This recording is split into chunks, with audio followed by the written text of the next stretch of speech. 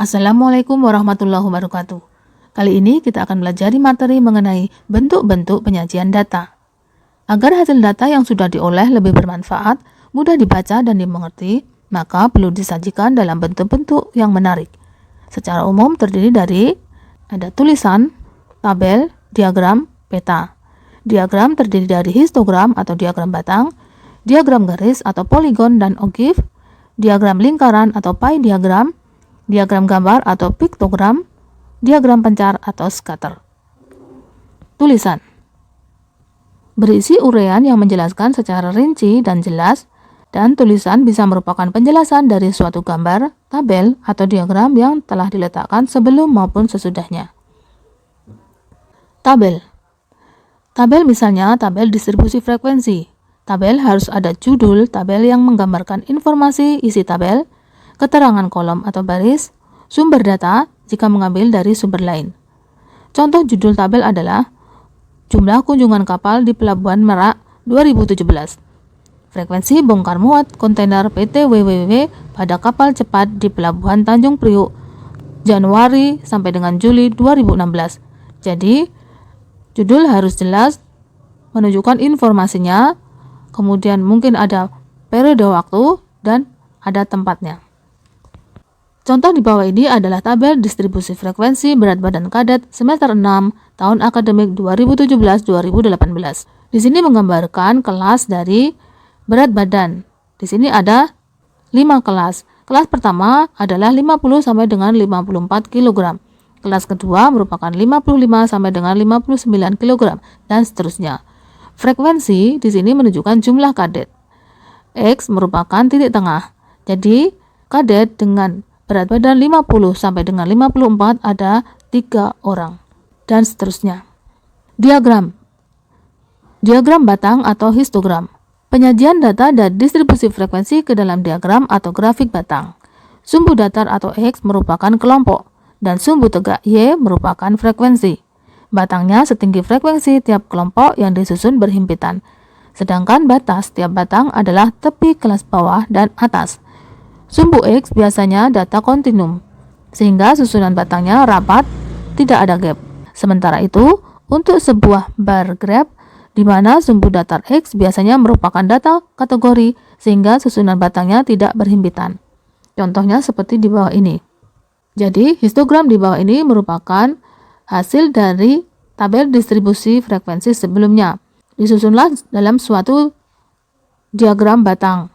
Sumbu datar merupakan kelas 50 sampai dengan 54 kg, 55 sampai dengan 59 kg dan seterusnya. Sumbu vertikal atau tegak merupakan frekuensi. Diagram lingkaran atau pie diagram. Data yang disajikan berbentuk persentase dari keseluruhan atau 100%.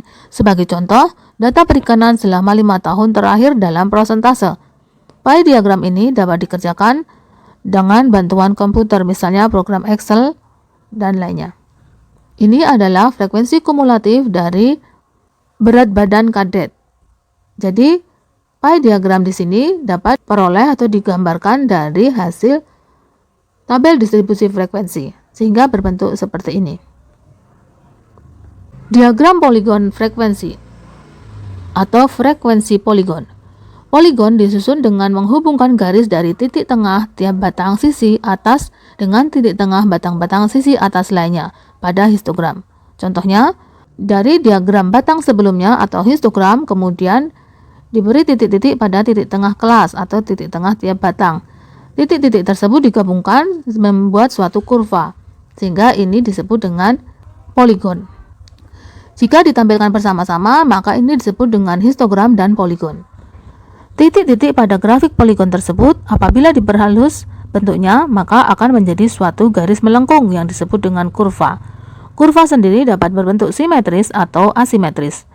Kurva dikatakan simetris jika kurva dibagi dua tepat di tengah akan membentuk dua bagian yang sama. Contoh kurva simetris adalah kurva yang berbentuk seperti bel, baik bel normal, bel gemuk, atau bel langsing. Selain itu, bentuk trapesium juga termasuk kurva simetris. Contoh lain adalah kurva berbentuk bel yang memiliki dua puncak atau disebut dengan kurva Twimode. Sedangkan yang dimaksud kurva asimetris Jika dibagi dua tepat di tengahnya, tidak akan menghasilkan dua bagian yang sama. Bagian yang kiri tidak akan sama dengan bagian yang kanan. OGIF. Grafik yang disusun berdasarkan distribusi frekuensi kumulatif kurang dari atau OGIF positif dan berdasarkan distribusi frekuensi kumulatif lebih dari atau OGIF negatif. Contohnya adalah seperti ini. Jadi, dari tabel distribusi frekuensi sebelumnya ada batas data 50 kg. Jadi, jumlah kadet yang memiliki berat di atas 50 kg ada 30 kadet. Diberi titik. Kemudian, kadet yang memiliki berat lebih dari 55 atau lebih ada, dicek lagi dalam tabel distribusi frekuensi. Kemudian dicari lagi titik kadet yang memiliki berat badan 60 atau lebih.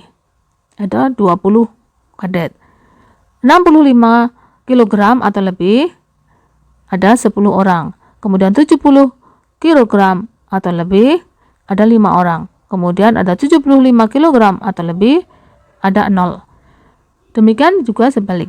Jadi, patokannya dari pembuatan OGIF adalah dengan tabel distribusi frekuensi. Disusunlah disambung titik-titik tersebut menjadi garis sehingga disebut dengan OGIF. Diagram gambar atau piktogram. Penyajian data dalam bentuk gambar, di mana setiap gambar dapat mempresentasikan kelompok atau klasifikasi lebih dari 1. Misalnya, gambar 1 buah kontainer menggambarkan 1.000 kontainer. Jadi, 2 buah kontainer berarti 2.000 kontainer. Apabila gambar 1 orang menggambarkan 1 juta orang, maka 2 gambar orang berarti sama dengan 2 juta orang. Contoh di bawah ini adalah piktogram mengenai berat badan. Jadi pada intinya adalah piktogram merupakan penyajian data dengan mempresentasikan gambar yang menggambarkan jumlah dari data. Contohnya ini mengenai piktogram distribusi frekuensi kumulatif lebih dari dan kurang dari berat badan kadet. Maka gambarnya sebagai background adalah timbangan berat badan dan jumlah dari kadetnya digambarkan dalam bentuk orang. Diagram pencar atau scatter. Penyajian data dua variabel X dan Y yang menunjukkan ada tidaknya hubungan positif atau negatif.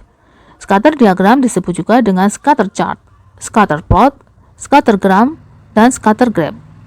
Contoh di bawah ini adalah menunjukkan scatter distribusi frekuensi kumulatif lebih dari dan atau kurang dari berat badan kadet.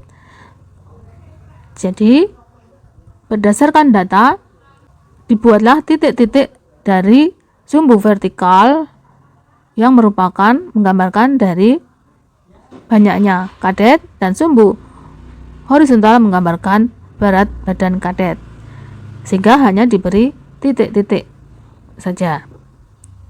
Diagram garis atau line chart biasanya digunakan untuk penyajian data berskala atau berseris, menggambarkan perubahan data dari suatu data kontinu di sumbu Y dari waktu ke waktu.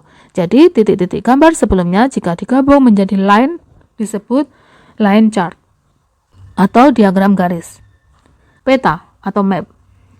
Di bawah ini adalah peta atau map dari produksi ikan hias Indonesia periode tahun 2009 sampai dengan 2015 menurut pulau.